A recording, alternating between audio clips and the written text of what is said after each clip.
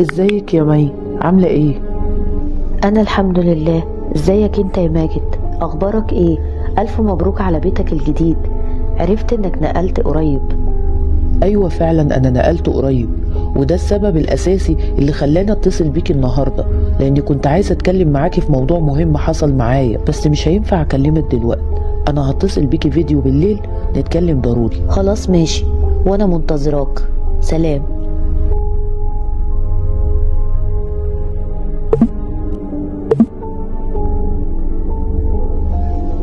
ازيك يا ماجد؟ عامل ايه؟ طمني عليك. ايه الموضوع المهم اللي انت كنت عايز تكلمني فيه؟ حصلت معايا حاجة غريبة من ساعة ما سكنت في البيت، ومش فاهم ايه هي. بالرغم من اني تعبت على بال ما لقيت البيت دوت، وخصوصا ان البيوت كلها ايجاراتها مرتفعة، لكن حاسس بحاجة غريبة حاصلة في البيت ده من ساعة ما سكنت فيه. اوقات كتير بحس ان زي ما يكون في حد موجود معايا في نفس البيت، وبحس بنفسه وهو جنبي، وده خلاني اقلق كتير، وفكرت ان انا اسأل صاحب البيت على مين اللي كان ساكن هنا قبل مني.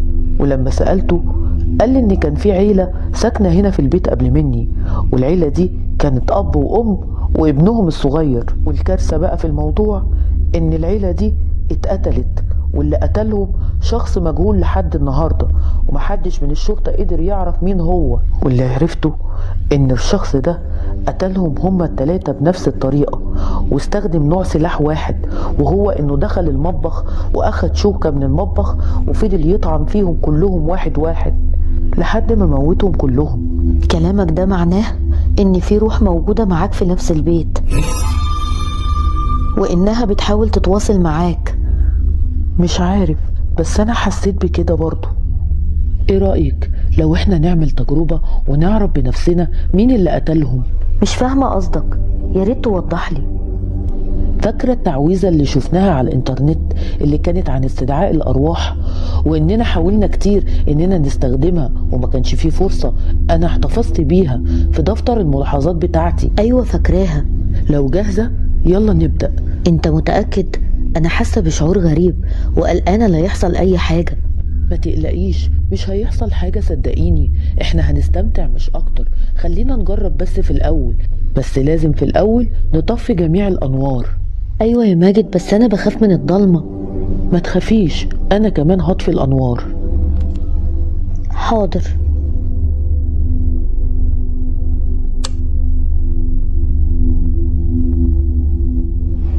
ودلوقتي هجرح صباعي بإبرة واختم بيها على الورقة الفاضية، نقطة على يمين الورقة والنقطة التانية على الشمال، وهبدأ بحط شمعة على اليمين وشمعة على الشمال، وكل واحدة مكتوب عليها نعم وواحدة مكتوب عليها لا.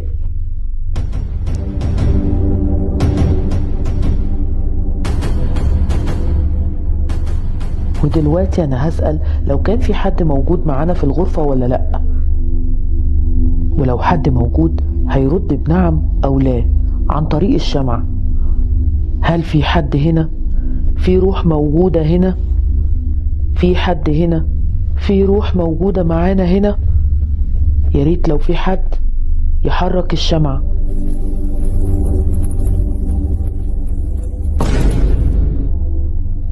شفتي؟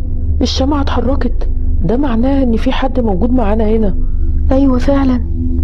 اهدي هنكمل، وهبدأ أسأل السؤال التاني.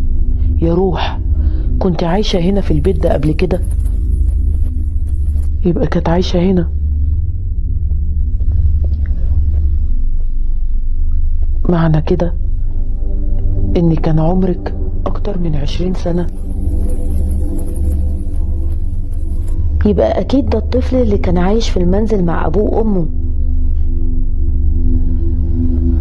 هو انت الطفل اللي كان عايش في البيت واتقتل؟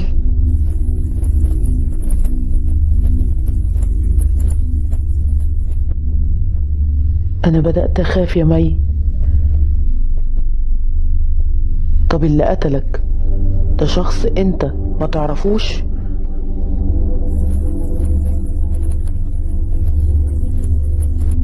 ده معناه ان اللي قتله يبقى حد من اهله في البيت.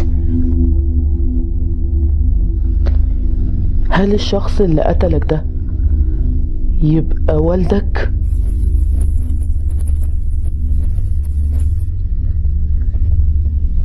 طيب لو هو مش والدك، امال يبقى والدتك؟ والدته؟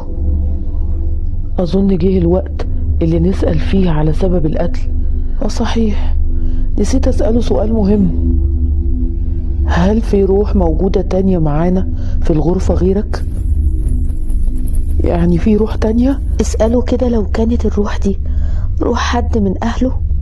هل الروح اللي معانا دلوقتي دي روح والدك؟ امال دي روح مين؟ والدتك؟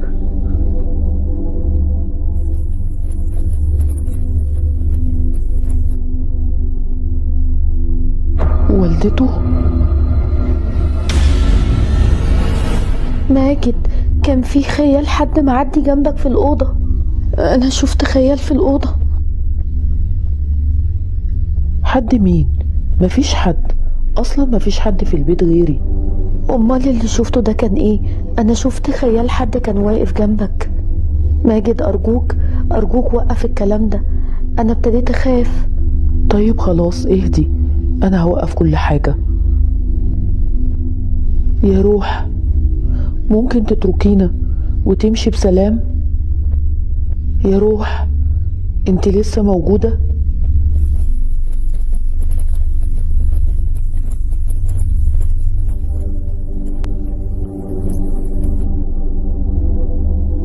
كده الروح مشيت. ياه، الحمد لله. بجد كانت تجربة صعبة جدا، أنا كنت مرعوبة. ممكن تسمحي لي بدقيقتين بس اروح اشرب على طول، لان ريقي نشف من اللي حصل النهارده. ممكن؟ ماشي يا ماجد، روح وأنا هستناك، بس من فضلك ما تتأخرش. حاضر، دقيقة واحدة وهرجع على طول.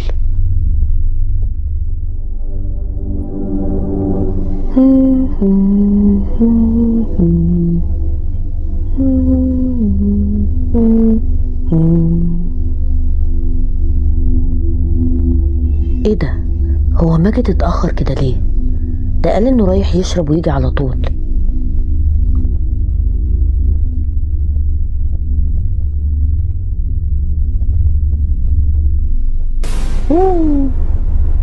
يا ماجد، ليه كده؟ حرام عليك، خضتني. انت ايه اللي اخرك كل ده؟ انت مش قلتلي انك رايح تشرب؟ ايه ده؟ مين الخيال اللي واقف جنبك ده؟ في حد واقف جنبك؟ ارجوك يا ماجد بطل هزار، ما تخوفنيش. انا بتكلم جد، في حد واقف جنبك فعلا.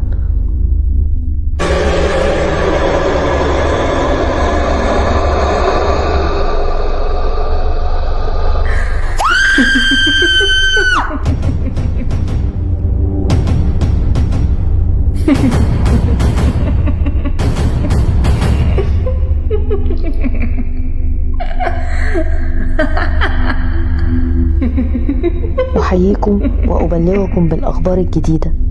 مصرع فتاة عمرها 19 سنة أثناء قيامها بالدردشة بالفيديو، وتم تقطيع جسمها بالكامل بسلاح القتل اللي كان عبارة عن شوكة، والشرطة لم تعثر على القاتل، وتم أخذ صديقها إلى المستشفى الأمراض النفسية لتعرضه لحالة من الانهيار بسبب اللي حصل له. محدش عارف إذا كان اللي حصل ده قتل ولا انتحار.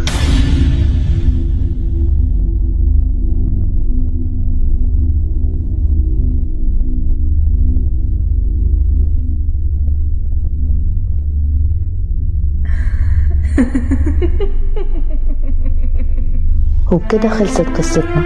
لو عجبكم الفيديو ياريت تعملوا لايك وتفعلوا شريط الجرس علشان تنزل لكم القصة الجديدة.